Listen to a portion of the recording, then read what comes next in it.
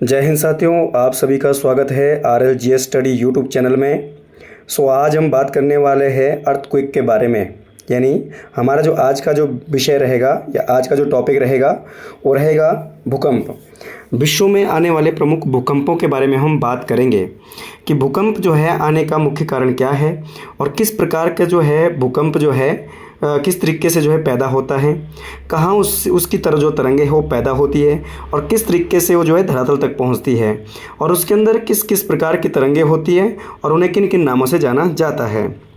तो जो दोस्तों भूकंप है ये एक प्राकृतिक आपदा भी हो सकती है। भूकंप आने का जो मुख्य कारण है वो है प्लेट विवर्तनिक सिद्धांत। ठीक है, दो प्लेटों का आपस में टकराना या दो प्लेटों का एक दूसरे से दूर होना। ठीक है, तो ये भूकंप आने का मुख्य कारण है।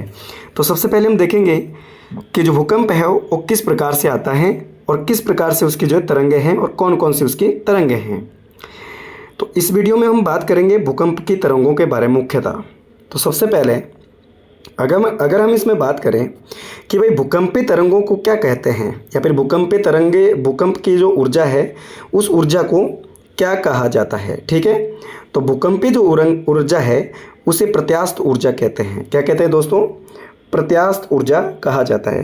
प्रत्यास्थ ऊर्जा का मतलब होता है कि जब भूकंप आता है तो भूकंप की स्थिति में पृथ्वी के क्रस्ट के ऊपर का जो हिस्सा है वो हिलना ढुलना शुरू हो जाता है, तो उसी एनर्जी को प्रत्यास्थ ऊर्जा कहा जाता है। कई बार क्वेश्चन आ जाता है एग्जाम के अंदर कि भूकंपीय ऊर्जा को किस नाम से जाना जाता है, तो किस नाम से जाना जाता है? प्रत्यास्थ ऊर्जा के नाम से जाना जाता है। ठीक है, इसी के साथ आगे कि जो भूकंप है ये पृथ्वी के आंतरिक भाग से उत्पन्न होता है। जो भूकंप होता है ये पृथ्वी के आंतरिक भाग से उत्पन्न होता है और पृथ्वी का वह आंतरिक भाग जहाँ से भूकंप की तरंगें उत्पन्न होती है उसे फोकस कहते हैं। इसके अलावा पृथ्वी का वो आंतरिक भाग जहाँ से भूकंप की तरंगें पैदा होकर के धरातल के जिस हिस्से के साथ टकराती है उसे एपिसेंटर कहते हैं। देखिए दोस्तों, यहाँ पर जो थोड़ा मैप के माध्यम से भी यहाँ पर बताया है कि सबसे पहले जो आपका भूकंप है, मान लीजिए ये आपका क्रस्ट है, ये क्या है? आपका क्रस्ट है। ठीक है, तो भूकंप जो है मुख्यतः क्रस्ट के ऊपर का जो हिस्सा है वहाँ पर सबसे ज़्यादा नुकसान करता है और भूकंप जो पैदा होता है वो पृथ्वी के अंदर के भाग से होता है। पृथ्वी का जो आंतरिक भाग है जिसे कि मेंटल या कोर जो है उसके अंदर ही भूकंपीय जो एनर्जी है, भूकंपीय जो तरंगे हैं वो पैदा होती है। तो भूकंपीय जो तरंगे होती है चाहे वो पी तरंगे हैं, यानी पी मतलब 3 प्रकार की तरंगे होती है, पी तरंगे, एस तरंगे और एल तरंगे। ठीक है, पी, एस और एल, प्राइमरी, सेकेंडरी और लव वेव्स। एल को लव वेव्स भी कहा जाता है क्योंकि इसकी जो खोज है वो HD लव ने की थी। ठीक है, इसीलिए इसको एल वेव्स के नाम से भी जाना जाता है। ठीक है, तो ये तीनों की तीनों जो तरंगे हैं ये मेंटल या आपकी जो है कोर से पैदा होती है। जहाँ से भी तरंगे पैदा होती है उस जगह को क्या कहते हैं? फोकस कहते हैं। उस जगह को क्या कहते हैं दोस्तों? फोकस कहते हैं। यानी पृथ्वी के अंदर का वो हिस्सा जहाँ से भूकंप की तरंगे उत्पन्न होती है उसे फोकस कहा जाता है। ठीक है, और यही तरंगे जैसे ही धरती के ऊपर धरातल के साथ बढ़ती है, धरातल की तरफ बढ़ती है, पृथ्वी का जो क्रस्ट की तरफ बढ़ती है, तो जैसे ही क्रस्ट के ऊपर, क्रस्ट में जिस हिस्से के साथ ये टकराती है, क्रस्ट के जिस हिस्से के साथ ये टकराती है उस जगह को दोस्तों एपिसेंटर कहते हैं। उस एरिया को क्या कहते हैं? एपिसेंटर कहा जाता है। तो एपिसेंटर पृथ्वी के ऊपर होता है, यानी क्रस्ट के ऊपर होता है और फोकस जो है पृथ्वी के अंदर होता है। तो एपिसेंटर का अभी अपना क्या होता है? एक रेंज होता है। क्या होती है? रेंज होती है। ठीक है, तो जो एरिया इस रेंज के जितने नज़दीक होगा, जो एरिया इस रेंज के जितने नज़दीक होगा वहाँ पर उतना ज़्यादा नुकसान होगा और जो एरिया इस रेंज के जितने ज़्यादा दूर होगा वहाँ पर उतना कम नुकसान होगा। तो ये थी आपकी भूकंप आने की जो है, भूकंप आने का या भूकंप किस प्रकार से आता है। सबसे पहले दोस्तों भूकंपीय ऊर्जा को प्रत्यास्थ ऊर्जा कहते हैं, जैसे कि हमने यहाँ पर देख लिया। पृथ्वी का वो आंतरिक भाग जहाँ से भूकंप की तरंगें उत्पन्न होती है उसे फोकस कहते हैं और पृथ्वी के स्थल मंडल का वो भाग या आपका जो है पृथ्वी के क्रस्ट का वो भाग जहाँ पर ये तीनों तरंगें टकराती है उसे एपिसेंटर कहते हैं। तो एपिसेंटर दोस्तों कहाँ होता है? स्थल मंडल के ऊपर यानी क्रस्ट के ऊपर होता है और जो आपका फोकस होता है वो धरती के अंदर होता है। ठीक है, वो कोर में भी हो सकता है, मेंटल में भी हो सकता है। ठीक है, इन दोनों स्थिति में दोनों जगह पर भूकंप की तरंगें पैदा हो सकती हैं और भूकंप की जो तरंगें होती है वो 3 प्रकार की होती है, पी, एल और एस, या पी, एस और एल, ये 3 प्रकार की वेव्स होती है। ठीक है, प्राइमरी, सेकेंडरी और आपका जो है एल वेव्स यानी लव वेव्स। इसके बाद आगे की अगर बात करें तो अभी हमने देखेंगे कि ये जो तरंगे हैं वो किस प्रकार की तरंगे होती है, किस प्रकार से कार्य करती हैं। इनमें से किसकी चाल सबसे तेज होती है, कौन सबसे नुकसानदायक होता है, किसका आयाम यानी डिस्टेंस से सब ज़्यादा होता है, कौन कैसी चलती है और किससे क्या आपके जो है क्या लाभ और क्या नुकसान होता है, इसके बारे में हम आगे बात करेंगे। आई होप आपको ये समझ आ गया होगा, और अगर समझ आ गया है तो फिर आप वीडियो को लाइक कर लीजिएगा, सब्सक्राइब कर लीजिएगा और शेयर जरूर कर लीजिएगा। देखिए जो दोस्तों, ये भूकंप का जो टॉपिक है काफ़ी ज़्यादा इंपॉर्टेंट होने वाला है। इसको हम बिल्कुल साधारण शब्दों में इसको अंडरस्टैंड करेंगे, ताकि जो आप लोग हैं एग्ज़ाम के अंदर आने वाले जो प्रश्न हैं बड़ी आसानी से जो है यहाँ से आपके सॉल्व कर सके। इसकी जो तरंगे हैं 3 तरंगे, यहाँ से बहुत सारे प्रश्न आपके पूछे जाते हैं। तो इसमें हम सबसे पहले आगे बात करेंगे। जैसे कि यहाँ दिया गया है कि आपके पास 3 वेव्स हैं। आपके पास यहाँ पर कितनी वेव्स है? 3। सबसे पहले प्राइमरी, सेकेंडरी और एल वेव्स। ठीक है, प्राइमरी, सेकेंडरी और दूसरी आपकी एल वेव्स। ठीक है, 3 टाइप की आपकी वेव्स यहाँ पर दी गई, तरंगे आपकी यहाँ पर दी गई। सबसे पहले देखेंगे हम दोस्तों इसकी चाल, कि इसकी जो चाल है, किस तरंग की चाल कितनी होती है। सबसे पहले जो आपकी पी वेव्स है यानी पी तरंगे, इसकी जो चाल होती है दोस्तों 6 किलोमीटर पर जो है घंटे नहीं दोस्तों, सेकंड होता है, सेकंड। 6 किलोमीटर पर सेकंड, 6 किलोमीटर पर जो है सेकंड की रफ्तार से ये चलती है। मतलब 1 सेकंड में ये 6 किलोमीटर का जो एरिया है वो कवर कर लेती है। तो इसी कारण से प्राइमरी जो तरंगे है उसकी चाल सबसे ज़्यादा होती है। कैसी होती है? सबसे ज़्यादा चाल प्राइमरी तरंगों की होती है। दूसरी होती है दोस्तों एस तरंगे। इसकी जो चाल होती है वो 3.5 किलोमीटर पर सेकंड होती है। मतलब कि 1 सेकंड में ये 3.5 किलोमीटर का एरिया जो है वो कवर कर लेती है। और तीसरी होती है एल वेव्स, जिसकी जो चाल होती है दोस्तों 1.5 किलोमीटर आपकी जो है वो आपकी किलोमीटर पर सेकंड होती है। तो यहाँ पर अगर देखा जाए तो प्रश्न पूछा जाता है साधारण सा कि भाई आपका जो सबसे ज़्यादा चाल निम्नलिखित में से भूकंप के किस तरंग की है। तो ऐसी स्थिति में आप आंसर बता देंगे पी वेव्स। औसत चाल किसकी रहती है, यानी ना तो ज़्यादा और ना ही कम, यानी बीच की, तो किसकी रहती है? एस वेव्स की। और सबसे ज़्यादा जो चाल, सबसे कम जो चाल रहती है वो किसकी रहती है? आपकी एल वेव्स की। ठीक है, उसी तरीके से दूसरा जो पॉइंट इसमें वो है नुकसानदायक। ये नुकसानदायक का मतलब होता है कि जो सबसे ज़्यादा क्षति है यानी विनाशकारी जो है कौन सी तरंग है।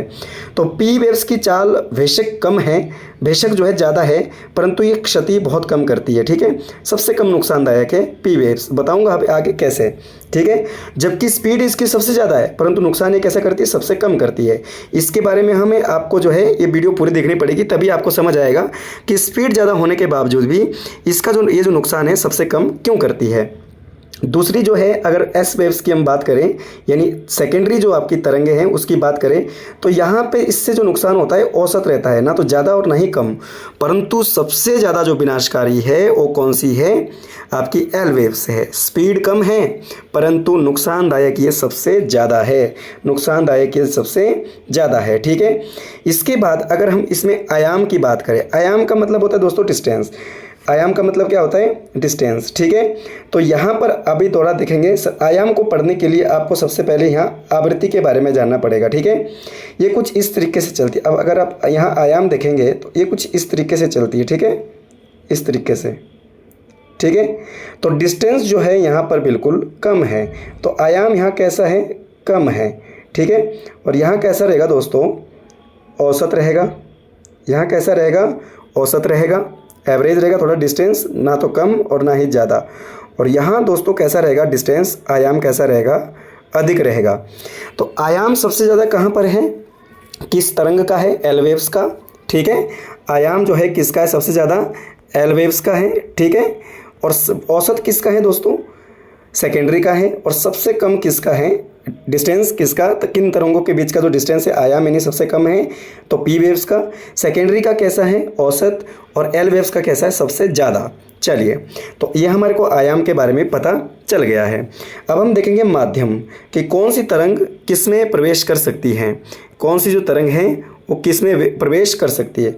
तो दोस्तों जो प्राइमरी तरंगें हैं ये ठोस, द्रव और गैस तीनों अवस्थाओं में चलने वाली एकमात्र जो तरंग है वो कौन सी है? प्राइमरी तरंग है। तो प्रश्न पूछा जाता है आपसे कई बार एग्जाम में कि निम्नलिखित में से कौन सी भूकंपीय तरंग है जो तीनों अवस्थाओं से गुजर सकती है, यानी लिक्विड, सॉलिड और गैसीय, ये तीनों फॉर्म में चल सकती है। इसके सामने चाहे कोई सा भी एरिया है, चाहे आपका लिक्विड आ जाए यानी आपका पानी में भी चल सकती है, हवा में भी चल सकती है, और आपकी जो कठोर यानी आपकी सॉलिड चीज़ से भी ये आगे प्रवेश कर सकती है। तो तीनों अवस्थाओं से जा सकती है। परंतु जो सेकेंडरी वेव्स है, ना तो ये ठोस से भी चल सकती है, द्रव से भी, आपकी जो गैस से भी चल सकती है, परंतु द्रव से यह नहीं जा सकती। अगर इसके सामने कोई पानी वाली या लिक्विड फॉर्म में कोई चीज़ आ जाए तो उससे ये प्रवेश नहीं कर पाती। इसका मतलब ये हुआ कि जो आपका पृथ्वी का जो आंतरिक भाग यानी जो मेंटल वाला जो हिस्सा है वो लगभग लिक्विड फॉर्म में होता है। वहाँ पर मैग्मा या लावा पाया जाता है जो कि लिक्विड फॉर्म में होता है, तो ये वहाँ पर प्रवेश नहीं कर पाती। तो यह ध्यान रखना, कई बार क्वेश्चन पूछा जाता है कि कौन सी ऐसी तरंग है जो पृथ्वी के मेंटल में प्रवेश नहीं कर पाती, तो वह है आपकी सेकेंडरी वेव्स। और तीसरी है आपकी धरातलीय तरंगे। तीसरी एल वेव्स जो है इसे धरातलीय तरंगे भी कहा जाता है। धरातलीय तरंगों का मतलब है दोस्तों कि निरंतर किसी भी अवस्था में ये धरातल की तरफ प्रवेश करती है। अगर ये जो आपकी जो तरंग है, अगर ये पृथ्वी के कोर में शुरू होती है या मेंटल में शुरू होती है, तो ये लगभग क्रस्ट की ओर बढ़ने का जो है निरंतर प्रयास करती है, और इसी कारण से लगातार धरातल की तरफ बढ़ने के कारण ये काफ़ी ज़्यादा नुकसानदायक हो जाती है। आगे भी हम देखेंगे किस प्रकार से नुकसानदायी है, वो भी मैं आपको बताऊँगा। ठीक है। तीसरी हमने देखी कि आवृत्ति या संख्या, कि किसकी आवृत्ति का मतलब होता है संख्या, कि किसकी ज़्यादा है, किसकी कम है और किसकी औसत है। तो इसकी जो संख्या है दोस्तों, जैसे कि मैं ये बता रहा हूँ यहाँ पर, तो अधिक है। ये यहाँ पर देख रहे होंगे संख्या कैसी है, अधिक है। यहाँ पर संख्या कैसी है, औसत है। और यहाँ पर कैसी है, बहुत ज़्यादा कम है। ठीक है। यहाँ पर सबसे कम है, यहाँ पर औसत है, और यहाँ पर जो कैसी है वो सबसे अधिक है। ठीक है। किस तरंगों की संख्या सबसे ज़्यादा होती है या आवृत्ति सबसे ज़्यादा होती है, तो पी वेव्स। और एस वेव्स की कैसी रहती है, औसत। और आपकी जो एल वेव्स की कैसी रहती है, सबसे कम रहती है। तो आई होप आपको चाल, क्षति, आयाम, माध्यम और आवृत्ति यानी संख्या के बारे में ये समझ आ गया होगा। तो दोस्तों सबसे ज़्यादा जो चाल है वो पी वेव्स की है, सबसे कम जो चाल है वो एल वेव्स की है। सबसे ज़्यादा क्षति कौन पहुंचाती है, वो आपकी लव वेव्स यानी एल वेव्स यानी एल तरंगे। और सबसे कम नुकसानदायक कौन सी है, पी तरंगे। ठीक है। सबसे ज़्यादा आयाम किसका है दोस्तों, लव वेव्स का यानी एल तरंगों का। और सबसे कम किसका है, वो है आपका प्राइमरी तरंगों का। तीनों अवस्थाओं में चलने वाली ठोस, द्रव और गैसों में आपकी कौन सी है, प्राइमरी है। ठीक है। और आपका जो है तीनों धरातल की तरफ बढ़ने वाली जो तरंग है वो कौन सी है, एल वेव्स है। और जो द्रव में नहीं जा सकती वो कौन सी है दोस्तों, सेकेंडरी है। इसके बाद अगर हम बात करें इसकी आगे की स्थिति की, तो आगे जो है इसकी तरंग चाल की स्थिति क्या है, कौन सी तरंग किस तरीके से चलती है, कौन सी तरंग जो है वो किस तरीके से चलती है। सबसे पहले जो आपकी पी वेव से ये अनुदैर्ध्य चलती है। अनुदैर्ध्य का मतलब होता है लॉन्गिट्यूडनल। ठीक है। या तो ये ऐसे चल लेती हैं इस तरीके से, जिधर भी ये जाएगी वो सीधी ही जाएगी। कैसी जाएगी, बिल्कुल सीधी डायरेक्शन में जाएगी। अगर ऊपर जाएगी तो सीधी जाएगी, टेढ़ी मेढ़ी नहीं जाएगी दोस्तों, ये सीधा ही जाएगी, वक्राकार स्थिति में नहीं जाएगी। ये उत्तर से दक्षिण जाएगी तो बिल्कुल सीधी जाएगी, पूर्व से पश्चिम जाएगी तो भी सीधी जाएगी। ये जैसे लाइट की जो वेव्स है, जिस तरीके से लाइट की वेव्स बिल्कुल सीधी डायरेक्शन में जाती है, उसी तरीके से क्या है आपकी प्राइमरी तरंगें भी सीधी चलती है। इनको ये लॉन्गिट्यूडनल चलती है। कैसे चलती है दोस्तों, लॉन्गिट्यूडनल। ठीक है। यानी आपकी अनुदैर्ध्य चलती है। सेकेंडरी जो वेव्स होती है ये अनुप्रस्थ चलती है। अनुप्रस्थ का मतलब होता है ये कुछ इस तरीके से चलती है, ऐसे। ठीक है। ये कुछ इस तरीके से चलती है। और जो आपकी एल वेव से ये अति अनुप्रस्थ चलती है। अति मतलब कि इससे भी ज़्यादा, अति ज़्यादा अनुप्रस्थ चलती है। इसी कारण से यही इसका सबसे ज़्यादा क्षति जो पहुंचाने का हिस्सा है। ठीक है। अब दोस्तों ध्यान दीजिए कि आपका जो है ये जो एल वेव्स हैं ये कैसी चलती है, अति अनुप्रस्थ। सेकेंडरी कैसी चलती है, अनुप्रस्थ। और पी कैसी चलती है, लॉन्गिट्यूडनल यानी अनुदैर्ध्य चलती है। यहाँ पर हम समझेंगे कि एल वेव सबसे ज़्यादा नुकसानदायक क्यों है। सबसे पहले देखेंगे, मान लीजिए ये क्रस्ट है आपका, मान लीजिए ये क्रस्ट है। ठीक है। और ये कौन सी है, ये आपकी तरंगे हैं, भूकंपीय तरंगे हैं यहाँ पर। ठीक है। तो मैंने क्या कहा था आपको, सबसे पहले जो प्राइमरी वेव्स हैं, मान लीजिए ये धरातल वाला हिस्सा है यहाँ, और ये कौन सी है, प्राइमरी वेव से। तो इन दोनों के बीच का डिस्टेंस कैसा है, कम है, तो डिस्टेंस प्राइमरी जो आपकी तरंग है तो उसका डिस्टेंस कैसे रहता है, कम।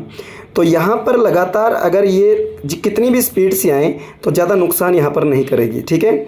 मतलब कि अगर मान लीजिए कि कोई व्यक्ति आपके सामने खड़ा है और आपको बिल्कुल उससे कम डिस्टेंस में उसके मुंह पर अगर आप क्या है हाथ से क्या है आपका हाथ से मारते हैं तो उसको ज़्यादा नुकसान नहीं होएगा, ठीक है।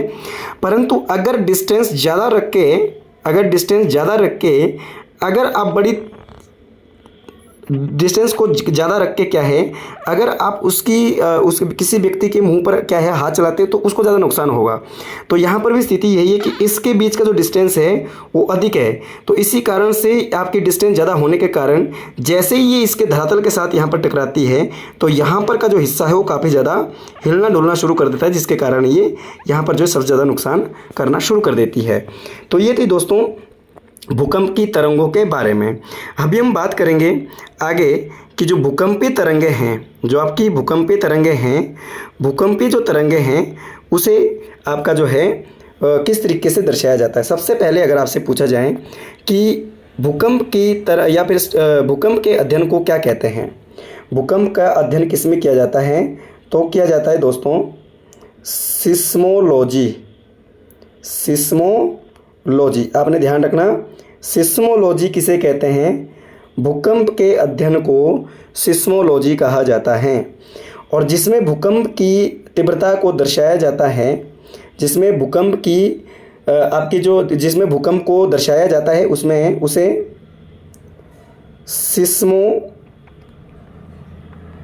सिस्मोग्राफ कहते हैं, ठीक है। उसे सिस्मोग्राफ कहते हैं, जिसमें भूकंप को दर्शाया जाता है उसे सिस्मोग्राफ कहते हैं।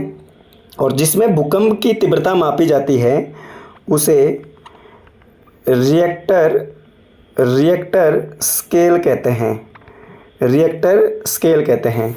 जिसमें इसकी तीव्रता को मापा जाता है। तीव्रता मापने के लिए किसका यूज होता है दोस्तों, तीव्रता मापने के लिए जो आपका किसका प्रयोग होता है, तो आपने ध्यान रखना रिएक्टर स्केल का। भूकंप की तीव्रता को मापने के लिए जिसका प्रयोग किया जाता है उसे कहते हैं रिएक्टर स्केल। जिसमें भूकंप की स्टडी को किया जाता है उसे कहते हैं सिस्मोलॉजी। और जिसमें भूकंप को दर्शाया जाता है उसे कहते हैं सिस्मोग्राफ। आई होप आपको ये तीनों बातें समझ आ गई होगी कि study of the earthquake seismology, जिसमें भूकंप को दर्शाया जाता है कि कितने जो है रिएक्टर पैमाने का था, तो उसे कहते हैं सिस्मोग्राफ, जिस ग्राफ में इसको दर्शाया जाता है, ठीक है। ग्राफ तो आप समझते ही होंगे, इस तरीके से आपका ग्राफ आपका जो है बनाया जाता है, ठीक है। और जिसमें भूकंप की तीव्रता को मापा जाता है उसे रिएक्टर स्केल कहा जाता है। उसे क्या कहते हैं, रिएक्टर स्केल कहते हैं। तो अगर रिएक्टर स्केल के बारे में बात करें तो दोस्तों जो रिएक्टर स्केल हैं ये एक प्रकार का पैमाना है, ये एक प्रकार का क्या है, पैमाना है, जिसमें कुल 10 अंक होते हैं, 1 से लेके 10 तक होते हैं इसमें अंक कुल, ठीक है। कितने अंक होते हैं, 10 अंक होते हैं इसमें, जिसका औसत अंक कितना होता है दोस्तों, 7 होता है। कितना होता है, 7 होता है, ठीक है। तो रिएक्टर जो पैमाना है इसका औसत अंक कितना होता है, 7 होता है। तो रिएक्टर पैमाने में प्रत्येक जो अगला अंक है वो पिछले अंक से 10 गुना विनाशकारी होता है। जैसे दोस्तों ये 1 है, ये 2 है, ये 3 है, ये 4 है, ठीक है। तो ये प्रत्येक जो अगला अंक है, जैसे 1 से अगला क्या है, 2, 1 से अगला क्या है, 2। तो मान लीजिए कहीं पर एक रिएक्टर का भूकंप आया है और वहाँ पर 20 लोगों की मृत्यु हुई है और लगभग जो है 15 जो आपके जो भवन हैं वो गिरे हैं, ठीक है। मान लीजिए कहीं पर एक रिएक्टर का भूकंप आया जहाँ पर 15 लोगों की क्या हो गई, डेथ, और लगभग जो 15 जो बिल्डिंग है वो डिस्ट्रॉय हुई है, ठीक है। 15 जो बिल्डिंग है वो डिस्ट्रॉय हुई है। तो दोस्तों जहाँ पर 2 का भूकंप आया होगा तो वहाँ पर क्या होगा, 1 से जो अगला अंक है यानी 2 का अगर भूकंप आता है तो 1 से 10 गुना ये जो विनाश है वो विनाशकारी आपका होगा। इसका मतलब अगर कहीं पर भूकंप आया होगा जहाँ पर 2 का भूकंप आया होगा तो वहाँ पर जो है 200 लोग जो है वो आपके लगभग उनकी मृत्यु हुई होगी और लगभग जो है 15 का यानी 15 का जो 10 गुना है वहाँ पर बिल्डिंगें गिरी होगी, ठीक है। 15 का जो 10 गुना है वहाँ पर जो है बिल्डिंगें गिरी होगी। तो प्रत्येक जो रिएक्टर पैमाने का जो अगला अंक होता है वो पिछले अंक से 10 गुना विनाशकारी होता है। तो ये आपने बात ध्यान रख लेना, ठीक है। तो क्लियर, आई होप आपको ये सभी को समझ आया होगा। क्लियर बात सबको। इसी के साथ आगे अगर बढ़ें तो आगे बढ़ते हुए अगर हम बात करें किसके बारे में, भूकंप के बारे में, तो बाहर सबसे ज़्यादा जो भूकंप आते हैं वो प्रशांत महासागर में आते हैं। कहाँ पर आते हैं दोस्तों? प्रशांत आपके जो है महासागर में सबसे ज़्यादा भूकंप आते हैं। ठीक है, और ख़ासकर जो है आपका जापान जैसे देशों में, खासकर आपका देश पूछा तो जापान। ठीक है, जापान भी पैसिफिक ओशियन में स्थित है आपका। तो यहाँ पर सबसे ज़्यादा भूकंप आते हैं क्योंकि यहाँ पर जो है लगातार प्लेटों का टकराना, ये क्रिया आपकी जो है चलती रहती है। तो इस तरीके से प्रशांत महासागर में सबसे ज़्यादा भूकंप आते हैं। क्लियर। तो इसके अलावा भूकंप के अगर जोन की बात करें तो दोस्तों भूकंप के 5 जोन होते हैं, जिसमें कि पहला, इसके बाद आपका जो है दूसरा, इसके बाद आपका तीसरा जोन, उसके बाद होता है दोस्तों चौथा जोन। ठीक है, और उसके बाद होता है दोस्तों 5वां जोन। ठीक है, 5 जोन होते हैं। एक जो पहला जो जोन होता है दोस्तों, भूकंप का जो पहला जोन होता है उसमें हम एक जोन को हम काउंट नहीं करते क्योंकि इसमें हम भूकंप को महसूस ही नहीं कर पाते। ठीक है, इसमें भूकंप आता तो है परंतु जिसको महसूस नहीं किया जाता है उसको एक जोन में रखा जाता है। 2 जोन में क्या होता है दोस्तों कि दूसरे जोन का आने वाला जो भूकंप है उसको हम हल्का फुल्का जो है महसूस कर सकते हैं। और तीसरे जोन का जो भूकंप होता है दोस्तों वो थोड़ा आपका जो है हैवी आपका भूकंप होता है। और चौथे जोन का जो भूकंप होता है वो थोड़ा नुकसानदायक होता है, उसमें थोड़ा बहुत नुकसान होता है, जान माल की हानि होती है। और सबसे ज़्यादा जो भूकंप, खतरनाक जो भूकंप होता है या विनाशकारी जो भूकंप होता है और होता है रेड जोन यानी 5वां जोन। ठीक है, तो सबसे ज़्यादा जो खतरनाक यानी विनाशकारी जो भूकंप का जोन होता है वो 5वां जोन होता है। तो कई बार प्रश्न भी पूछे जाते हैं कि भारत में 5वां जोन जो है वो कहाँ कहाँ पर आपका स्थित है। तो 5वें जोन की अगर बात करें तो जो 5वां जोन होता है दोस्तों, भारत के कहाँ कहाँ पर आपका जो है 5वां जोन देखने को मिलता है। तो सबसे पहले अगर हम बात करें भारत की, तो भारत का जो ये हिस्सा है, उत्तर पूर्व का जो भारत है, ठीक है, ये जो हिस्सा है ये 5वें जोन में आता है दोस्तों। कौन से जोन में आता है? 5वें जोन में आता है। ठीक है, ये लगभग जो हिस्सा है ये वाला यहाँ पर, ठीक है, ये वाला ये 5वें जोन में आता है। ठीक है, इसके अलावा यहाँ पर नीचे अंडमान और निकोबार है और कुछ आपका गुजरात वाला यहाँ पर हिस्सा है। तो ये 5वें जोन के अंदर आता है, जिसमें आपका हिमाचल प्रदेश भी शामिल है। ठीक है, क्योंकि यहाँ पर 2 प्लेटों का क्या है आपस में जुड़ाव है, इंडियन प्लेट और यूरेशियन प्लेट। ठीक है, यूरेशियन प्लेट। अगर आपने आपका जो है हिमालय की रेंजेस के बारे में पढ़ा है तो शायद आपको यहाँ पर पता होगा कि किस तरह यहाँ पर हिमालयन प्लेट और यूरेशियन प्लेट और इंडियन प्लेट के टकराने से यहाँ पर बड़े बड़े पर्वतों का निर्माण हुआ है, जिसे कि आज हिमालय कहा जाता है। ठीक है, तो यहाँ पर लगातार दोनों जो प्लेटों का टकराव लगातार जो है एक दूसरे के साथ जो है ये लगातार खिसकती रहती है, जिसके कारण यहाँ भूकंप आने की सबसे ज़्यादा संभावना रहती है। तो भारत में अंडमान और निकोबार प्लस गुजरात का कुछ एरिया और प्लस आपका जो है जैसे आपका यहाँ पर हिमाचल प्रदेश है, जम्मू कश्मीर है, ठीक है, यहाँ पर आपका सिक्किम है, अरुणाचल प्रदेश है, नेपाल का एरिया है, ठीक है, और यहाँ पर मणिपुर, मिजोरम, मेघालय, इस तरीके का जो एरिया है यही आपका जो है 5वें जोन के अंदर आता है, जिसे रेड जोन भी कहा जाता है। क्या कहते हैं इसको? रेड जोन भी इसे कहा जाता है। तो ये था दोस्तों भूकंप के बारे में। आई होप आपको वीडियो पसंद आया होगा, और अगर वीडियो पसंद आया तो लाइक कर लीजिएगा, सब्सक्राइब कर लीजिएगा और कमेंट जरूर कर लीजिएगा, ताकि इस प्रकार की विषय महत्वपूर्ण जो टॉपिक है यहाँ पर हम विस्तार से इसके बारे में चर्चा कर सकें। इसी के साथ जय हिंद, जय भारत, जय हिमालय।